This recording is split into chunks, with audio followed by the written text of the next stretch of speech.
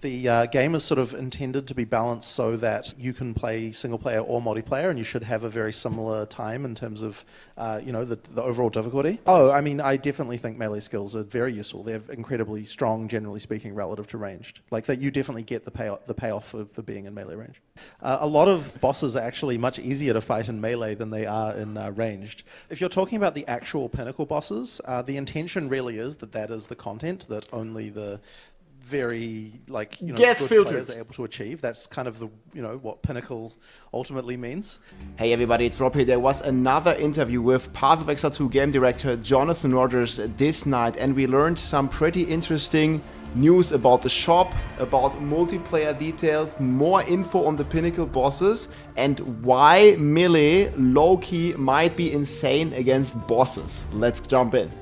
유저자 여러분 안녕하세요. 저는 진행을 맡은 It's live. 반갑습니다. Okay guys, you get it. 재밌으신가요? 사실 POE 1 유저분들은 좀 I mean, Jonathan will talk English. 그렇습니다. Okay, who can translate? So what you've shown us already today is very memorable and it's very impressive. So we met in Gamescom, and so are you wearing the T-shirt very well, the Tableau T-shirt that I gave you? Hell yeah. I have worn it a couple of times. There you go. My wardrobe is almost entirely Path of Exile merchandise at this point. I don't think I have any T-shirts at all that don't have a logo on them. So this is a live interview with game director Jonathan Rogers. 사실 이제는 제 옷장에 패스와 X자의 옷만 있지 않을까? 뭐 무슨 옷을 골라도 But there's also going to be an English part. There's going to be English translations as we go. It's live right now. Game director from Path of Exile 2. The trend now in the action RPGs is we've seemingly transitioned from what we maybe call Diablo likes into PoE likes, and to the point where other genres like roguelikes are also taking ideas from Path of Exile. And so with that in mind, how do you feel about that trend? And also, is it maybe just a little overwhelming that before PoE 2 is even out that there's this much attention? I mean, it's certainly. I mean, look, I think that taking inspiration from other games is something that everyone should do. The point you should always be looking at all of the different games, even in different genres, and seeing what kind of mechanics Diablo-like boys to use. So, I mean, look, when we're designing new leagues for Path of Exile, we're always looking at what's a mechanic from some totally different genre we could potentially use in Beautiful. So, I have absolutely no problem with people looking at the mechanics that we're doing and taking them from us as well. This is just how creativity in the game industry works. Is we all share our ideas. Hell yeah. Obviously, with the launch coming up, it's pretty crazy. There's been way more attention than we even expected. I think that we're certainly going to set new records. I think for how many players are playing the game, and I just hope that our servers 1 million players keep up. Right now, how close is it to your perfect image or optimistic image of ideal image of PoE 2? If you could give it like a number, like a percentage. It's pretty close now. Like definitely. I think my player's bugged. If you don't count just the fact that we don't have all the content in terms of the gameplay and feel, I think we're definitely 90% there. The main thing, we just have to get all that content ready because it's such a huge important part of an action RPG that you need enough content to keep people playing again and again. And the other thing as well is that the next best action RPG, in my opinion, is Path of Exile 1, and we need to make sure that we can compete with it in terms of content as well. Gotcha. So one thing that some people have noticed is that it seems like mostly it is overlap in terms of like mechanisms or content from PoE 1 to PoE 2. So in the future, is the plan to always have this kind of overlapping where you're carrying things over from PoE 1, or is it going to continue into completely separate development trees? We won't necessarily do that, but I think there will be some amount of sharing. It's actually quite nice for us to be able to, tell a story in two parts with PoE 1 and PoE 2. So a great example of that was the last league we released called Settlers of Kalgur, where we have, in Act 4 in PoE 2, we had this city called King's March. And then we decided that in PoE 1, we wanted to create a league that told the story of how that city came to be. So that's just something that's just a great opportunity when we've got these two games running at the same time. Yeah, I'll do that, Oscar. And I think Thanks that for we'll probably continue doing some interesting things like that. But in terms of the overall gameplay and the way that it feels, the systems are quite different in PoE 2 to what they are in PoE 1. So we can't simply just take something from PoE 1 or PoE 2 and move them between the games because they require significant changes to be able to, to work inside the gameplay system that each game has. 부담스러우시죠? We're going to have them ask it directly so they can't hide behind anonymity. I see. 자, 잡았습니다. So it's like a full content creator event. 지베이터스님 어디 계시죠? 네, 마이크 좀 전달 I 주시겠어요? hope they switch the camera.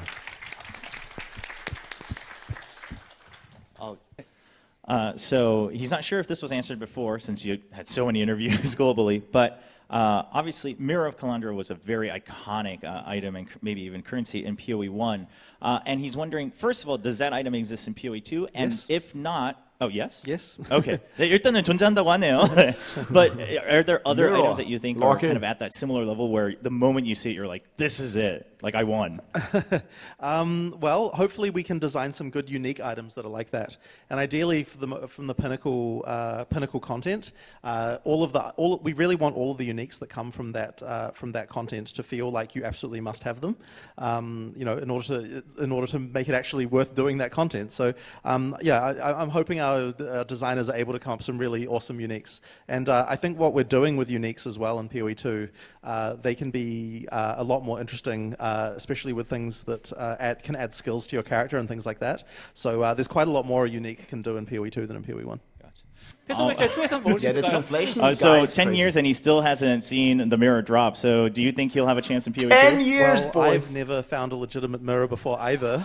조나단님도 직접 찾으신 적은 없군요. But I did have one drop one time when I was using cheats. But I didn't cheat to get it, but I just was killing the monsters with a cheat and I got one. Oh, So that's the okay. only one I've ever seen actually 그 drop before. 아이템을 받으려고 한 건 아니고 이제 테스트하면서 How long is 치트키로 it 좀 gonna 다른 걸 take me? 테스트하고 있었는데 그때는 딱 한 번 보셨다고 합니다. Dude, never 제 생각엔 이 found 정도면 so Couldn't this do that. question is about kind of the timing. So what is maybe the timeline for early access updates within early access? And then also kind of what's your outlook for the final release, the full release? So I think that it will take, for the second part, I think that it will definitely take us at least 6 months, but maybe a little bit more to be able to get out of early access. I certainly don't want it to take more than a year. I do want it to be next year that we finish. But Next year, boys. as far as the content update goes, it's a little bit hard to say how long. Our original plan was to kind of do them every couple of months. But the studio has been it's been a lot of work to get to the point of this release, and so we need a little break, I think, around Christmas before we can work hard again. So I'm not exactly sure when the first one will be, but the intention is effectively to have them every few months. It should feel a little bit like the League updates in PoE 1, where they come relatively frequently, and our intention effectively is to add more classes and also more content, the rest of the acts and so on, basically, as we go through. One thing I will say is that we want to make sure that by the time we go into full release, that everyone has had an opportunity to playtest all the classes, including all the ascendancy classes and all of these things, because it's very important that we're able to get testing on all of these things before we actually can be able to do a release. Gotcha. So this is something that he's come across along with some other fans that he's noticed are very hardcore fans of Path of Exile. And one thing they've noticed is that the crafting system in 2 seems to be a lot more simplified and maybe not as many options as Path of Exile 1. So do you have plans to kind of expand that similarly to PoE 1? So our intention is to expand it over time, but we wanted to make sure that the kind of base level crafting system is easier to use in PoE 2. One of the things that I think makes it easier to use actually is the fact that you get more currency and you can use it more often. So that means that you're going to be experimenting a lot more with currency just through the game. We have different options than what were available in PoE 1, so I think people probably will take a little bit of time to get used to all of these things. But Path of Exile 1 ultimately is a game that's had more than 10 years of expansions, and it's got a lot of kind of, you might call it bloat over that time, where there's lots of crafting systems that kind of overlap, or they do different things, but kind of like, they're trying to achieve the similar results.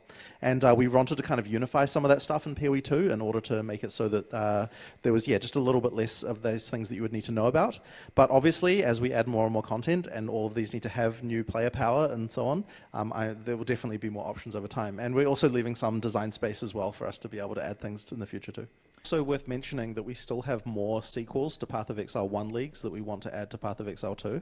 And when we do those, there will often also be sequels to some of the crafting systems that they had as well. So in Path of Exile 1, one of the troubles they had was that new currency kept getting added and added, and it seemed overwhelming. So can we expect maybe slower additions in PoE 2?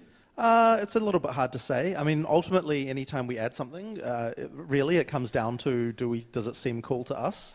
And if it does, then we add it. So, look, we're trying to make sure that it's a little bit more simplified on a base level. But look, as you add content, you need to add new features, and people want these things. So, yeah, I'm sure 10 years from now, there will be it will feel very complicated again. Okay. So he took some time to kind of gather some different opinions on what would be best to ask you when you had the opportunity today. And one thing that came up continuously was about controller support. Given that it's WASD, some people, they don't like it as much on keyboard, so they would like to use a joystick. So first of all, how much, if at all, is the controller support better in PoE 2 compared to PoE 1? And also, how close would you say it is to perfection right now? So it's way, way better than Path of Exile 1 was. We've got a team now who actually, that's what they spend their time doing. The main thing is that, like in terms of not being perfect, is that every skill requires a lot of specific work in order to be able to actually feel good, especially at endgame. And you also can't necessarily tell whether a skill feels perfect until you've actually played through and kind of actually use it in-game as well. So I think that there probably will be some skills that could be better. And what am I talking about with this is kind of like, you need to do very specific targeting work because obviously with a controller you can't select an exact location. So you need to be able to kind of predict exactly where the player would want to use a skill at a given time. And the answer to that is very different depending on how the skill works. So effectively, there's a lot of that work to do and there's probably still more we can do, but I think that we've done a pretty good job in getting it there. And certainly the base interface for controller is just so much better than it was in Path of Exile 1.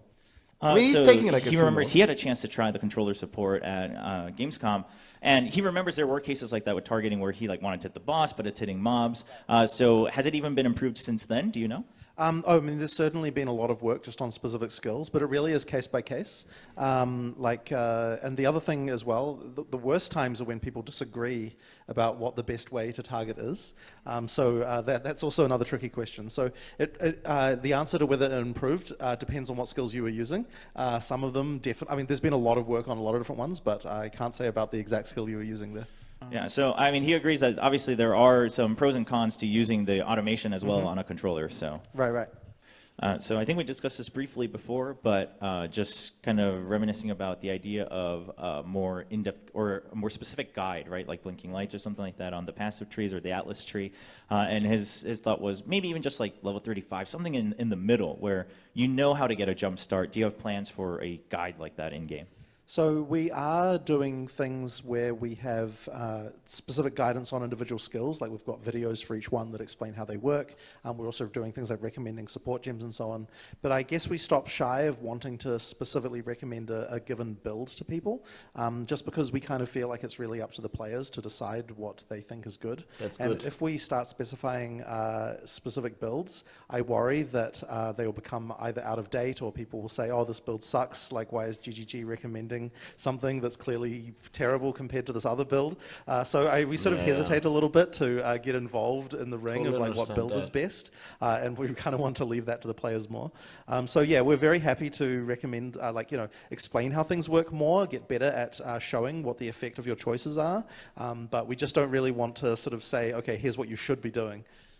Actually, even already we had, just with the recommended support gems, we've had people say to us, oh, your idea for this one is terrible. You should replace it with that other one. There's already some arguments. Even inside the company. The windows on windows on windows of explanations. Yeah. So this is a bit of a lighter question, but he remembers when Path of Exile officially released in Korea with Korean service that there was a Korean traditional hat as a cosmetic item. So are there any plans for other maybe traditional Korean garb as cosmetics in PoE 2? I'm sure that we'll get to doing something like this, but one thing to mention is that those items that you had from before will still work in PoE 2, so if you would like to use them. I don't know if that particular one will work at the beginning of early access, but by full release, every microtransaction we ever had will work, so that's so we'll be able sick. to use those. Even though I'm sure we'll be making more things like this in the future. So then what about, what's your plans for like the demon form or like the druid when it transforms into different animals? Would those have cosmetics as well? So we might be able to, we can make cosmetics for the different forms, but obviously the cosmetics that your character normally wears won't work on them. Okay. Yeah, so you can't make your bear wear armor. People have been asking this in D4 But it would as be a well. separate thing that you're. Yeah, but we can do separate things, and we are planning on doing some of those too. So then, would you imagine that it's like changing what the bear itself looks like? If it Yeah, has yeah. Yeah, we can absolutely do that, and we definitely will be doing stuff like that. So he remembers hearing in a different interview that you've done that you also are taking inspiration from other action games and things like that. And a lot of these games, even if they're run in a season format, they tend to have mid-season updates that will keep Diablo-like? track of the game. Now, you've mentioned in the past that the benefit of a season system is that you can play the season and then swap to a different game with a different season and go back and forth. But what happens when maybe the season update you had, whether it's something like in PoE1, like the Calandra League or the Necropolis League, where it just wasn't received as well? Would you be open to this idea of mid-season updates to kind of amend what has already happened in that season? It's a good question. Generally speaking, we don't like to do that, and that's because, so back in the early days of Path of Exile 1, we actually tried doing more frequent updates and these sorts of things, but we kind of found that they didn't really ultimately cause people to come back. So what we were much better off doing is just coming up with a larger update and trying a different approach and doing something completely new at that point. Occasionally we do modify things in the middle of a season, but generally speaking, we try to really avoid that if it's going to negatively affect people's characters once the game is released. So effectively, yeah, it really is much better, we've found, to go all in on having a larger update every 3 months than it is to kind of do smaller changes in the middle. That being said, I'm sure that when we first launch PoE2, there will be many things that we get wrong that we will have to update very quickly. So I'm sure the first couple of weeks there'll be many small updates just to tweak numbers. Many hot fixes. No doubt there'll be boss fights that are too hard or skills that that are too weak and things like this.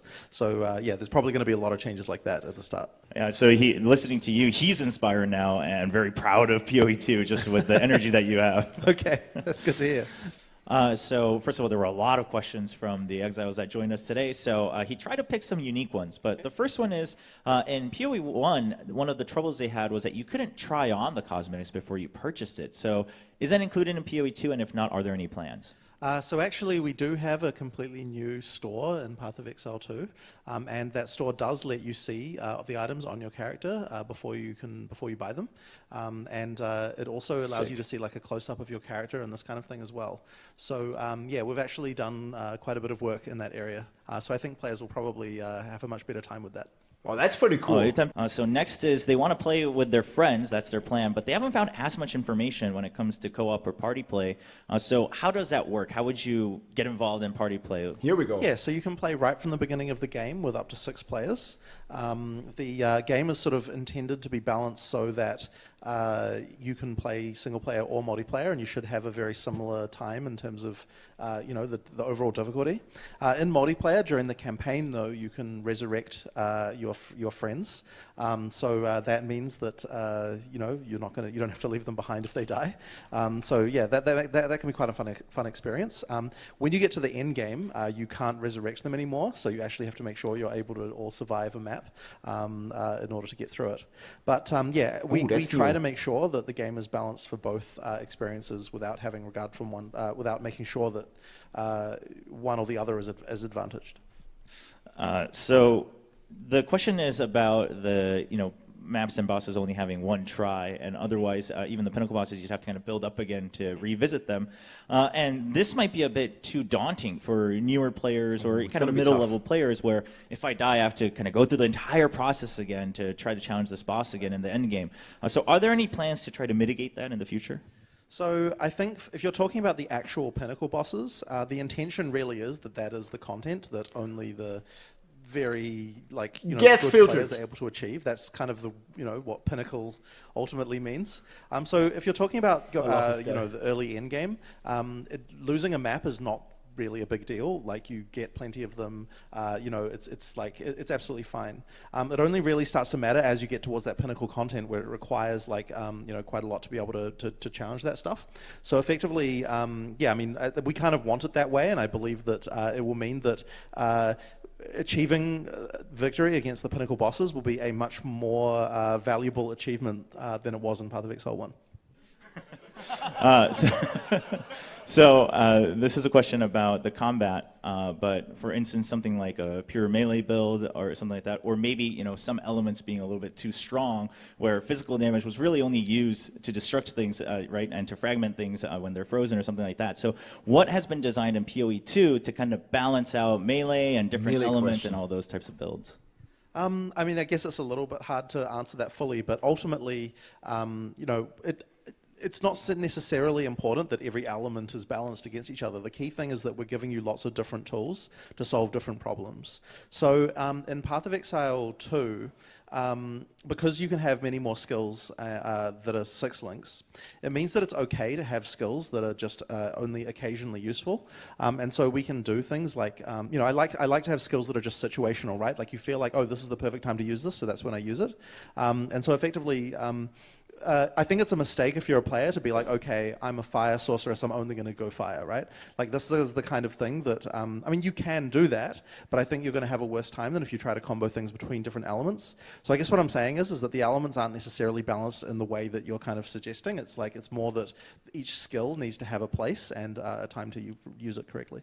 Just one aspect of that question I want to follow up on is, so what about specifically when it comes to melee, like how useful are melee skills outside of just being supplemental? Oh, I mean, I definitely think melee skills are very useful. They're incredibly strong, generally speaking, relative to ranged. Like that, you definitely get the payoff for being in melee range.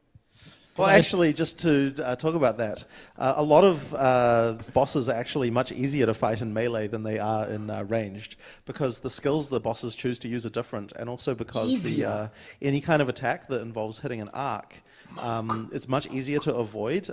So, for example, with the boss I was just fighting, which I did admittedly die to, it's actually much easier if you stay very close to the boss, because his abilities, when he's targeting you, you can dodge around the boss very easily when you're very close, but when you're far away, it's actually much harder to dodge those abilities. So melee is actually quite an advantage in that regard too. So Path of Exile is known for its economy in some ways, and it's very detailed and it's very complex. And you've done quite a good job in kind of creating this capitalism economy amongst themselves in the barter system. So is there anyone on the team that majored in econ, or maybe you have a team that's dedicated to how to manage the economy?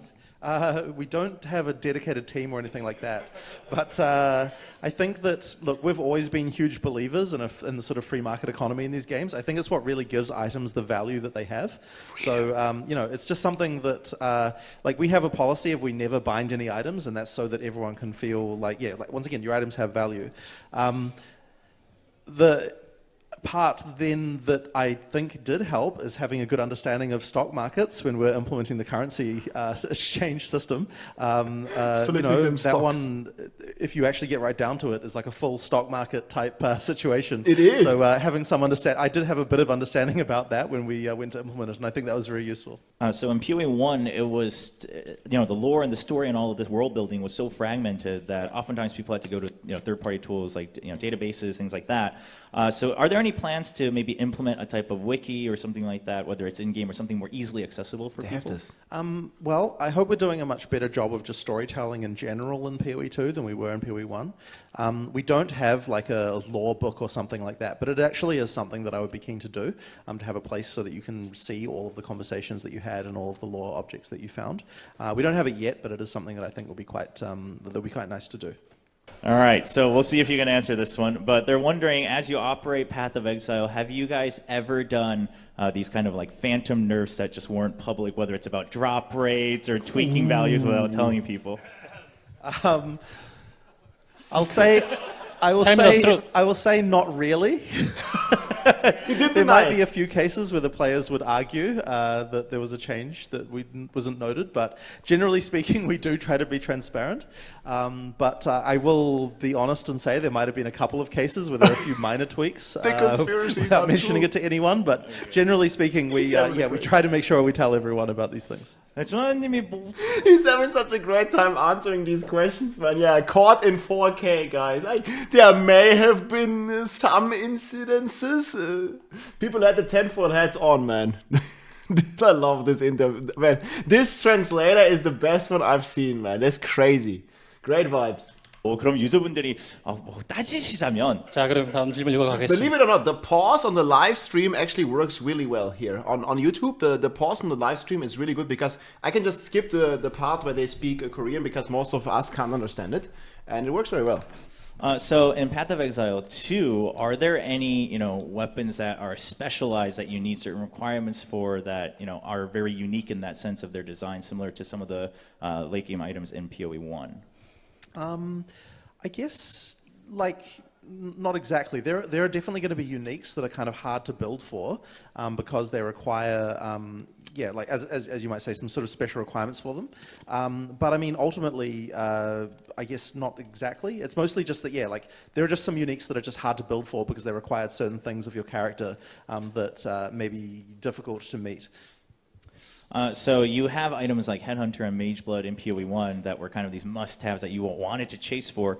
So are there any of those in early access in PoE 2? And if so, could you maybe give us a hint on what they're like?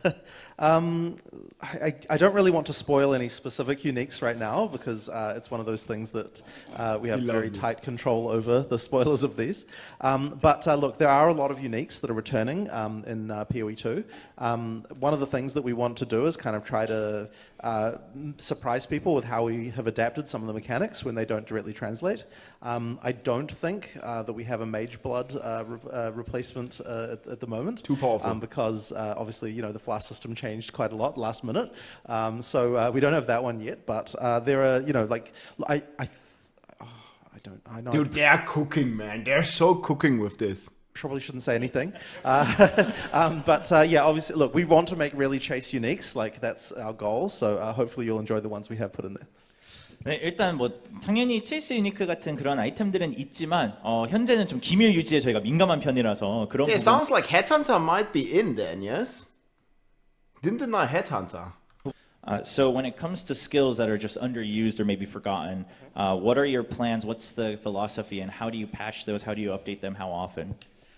Well, I mean, so every time we do a patch for Path of Exile 1 as well, and what we will do in PoE 2, is we always look at the various data websites that exist that sort of show you what things are popular and what things aren't.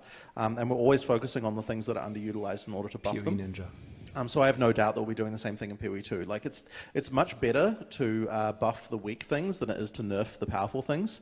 People obviously feel a lot better about that. I like so, dude, yeah. that is a philosophy I like so much, man. Buff what's weak, don't nerf the stuff that people are having fun with. And you can always add more challenging new endgame, right? So this is another common GGGW. Yeah, ideally we can do that. But I will say, though, that it's okay for there to be, in PoE 2, for there to be some skills that don't see a huge amount of use. We design the game a lot like how when you're making a game like Magic the Gathering, like a card game, where some things exist to be combo pieces that maybe they have not found the rest of the combo yet. And so it's okay for things like that to exist so that, people later on, people realize what the use is, or we add a unique and it adds a use for it and these sort of things. So, it's okay to have a few underutilized things like that just to exist to be interesting things for people to discover later. So PoE 1, it's kind of infamous for needing so many third-party tools. So you've continuously said that you've really tried to fix or amend a lot of that in PoE 2. So could you give us a detailed example of what's changed to mitigate that? So the main thing that we're trying to do is provide better information in the game client for the items that you have. So there's a few ways we do that. So one of them is just the hovers that the advanced skill information that you can get from a skill. We show a lot more information, something that you might ordinarily have needed to use a third-party tool to get. This includes things like information about minions and information about all the different components of a skill, like these kinds of things. So we're trying to be a lot better with that. The other thing as well that we're doing is when it's possible on the skill tree to see what effect that a given skill will have on your character. So it's a lot easier to sort of find out how that works in advance as well. What I will say, though, is that I'm sure that people will still want to be using things like Path of Building, because what Path of Building lets you do that we will never let you do is try out a build that you don't have the items for, and that's something we would never want to allow people to do, but yet, obviously people will want that kind of thing. So I'm sure those tools will still be things that have a use. And some people will say that those tools are mandatory, but I guess I don't fully agree with that because I think that the game is one where you want to explore and find the interesting combos. So, I guess that's our position on it anyway. We'll see. And by the way, people who work on those tools have been an amazing source of new game developers for us because they already understand all the stats already.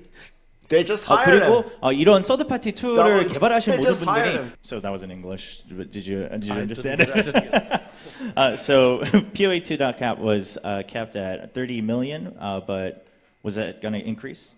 Yes. 네. 저희가 한번 직접 보실 수 있을까요? Yeah, the dot cap. 이 문법 Yeah. Sorry, I misunderstood. Oh, okay. I actually don't really know the answer to this question. I believe that the cap for this was not really a. So there was apparently a dot cap in PoE1. That was the question was. Like a game design thing. It was more of a technical thing with how the stats are represented internally. So I think it's kind of one of those random things. That, hopefully it wouldn't be necessary anymore. But ideally you shouldn't run into these kinds of problems. It was more of just a technical issue.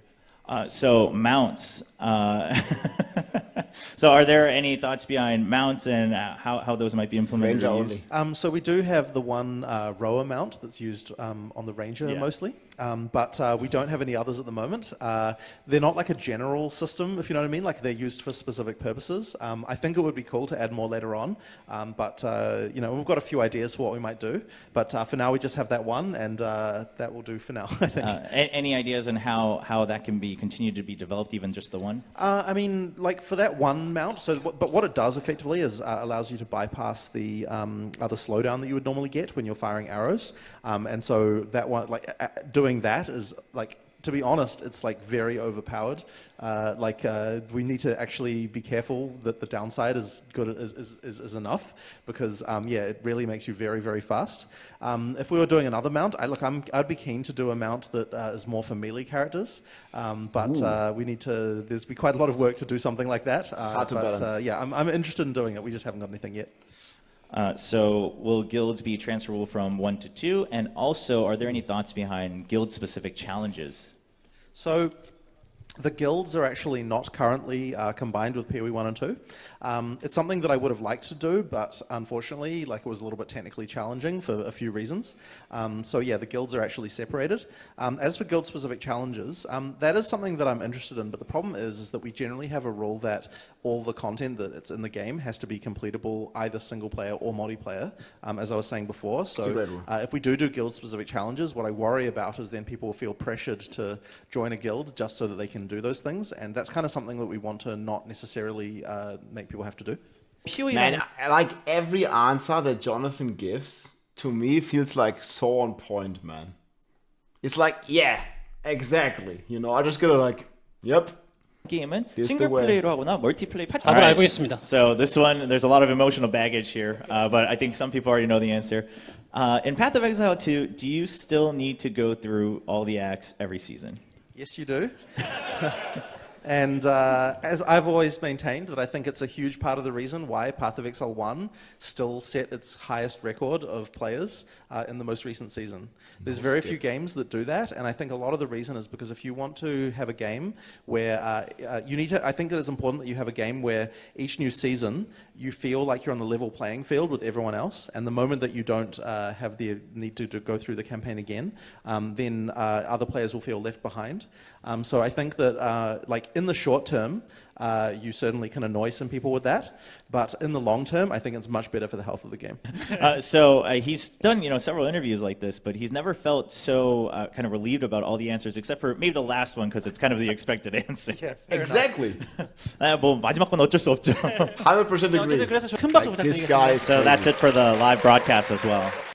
So we heard that you have to get moving again. Yes, I'll be flying out this evening, and then. So he, you see him, he actually went to Korea, I guess. He has this bandage, name badge, and everything. And dude, Jonathan is just blasting, man. It's gonna be an amazing launch. Just 6 days left, my friends. As soon as I get back, I've got a lot more work to make sure the servers can stay up for everyone who wants to. So we're expecting they're expecting more players than on a normal league launch, and they confirmed on X actually that a normal league launch, the highest peak was last league. I got the tweet right here. So last league they had 350,000 concurrent players across all platforms. And Jonathan already said that they, like, in terms of the pre-orders, it looks to be more, and also more than they expected.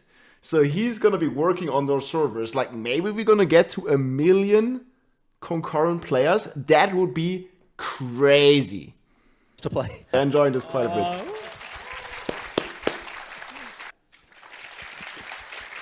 Yeah, like this. All right, that's Yo, Yes, man, that was a great interview. Really cool to see. Like, I think every answer that Jonathan gave here, like 100% on point. I'm gonna link the OG stream from the Korean YouTube official Path of Exile YouTube channel below. Hope you enjoyed. I'm hyped. 6 days left. Let's go. If you like this video, make sure to subscribe, leave a like or a comment. I'm also live on Twitch almost every day, so come and say hi.